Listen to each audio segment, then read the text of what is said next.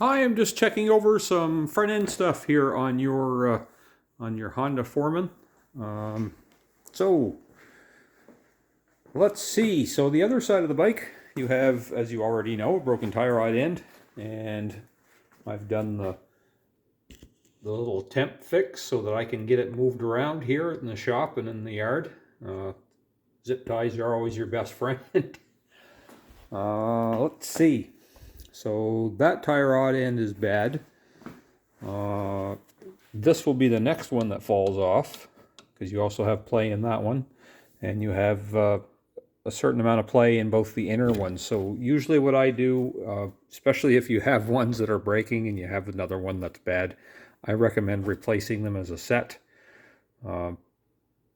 Otherwise you're just going to run into the same issue again where you have one pop apart. So that's the first thing. Next, on the right side of the bike, you have some play in your wheel bearing. That's on this side. The one on this side is okay. You also have play in both upper ball joints. So that's this guy here and this guy here. And if you look close at this one, you can actually see how the boot itself is actually cracked and torn here, just on the back side. It's a little hard to see it, but it is there. So that's the worst of the two, but I would recommend replacing both of them. So I'll do a price up for all of those things. If there's something that you don't want to do, then that's perfectly fine. I just want to make sure that you're aware of the other issues you have. I also noted that you have grease leaking from the outer side here of both outer CV boots. It's for your CV joints. And once again, the one on the right side of the bike is the worst, which is not unusual. Often the right side of the bike is the one that gets the most wear, just because of the shape of the trails and the little wood roads and stuff that people follow.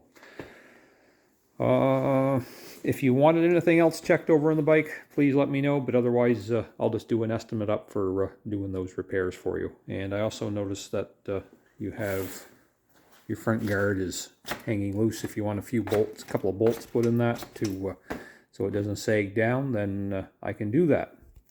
That's that part. For your shifting function, you're going to have to get back to me and give me a little bit more information on what the issue is you're having.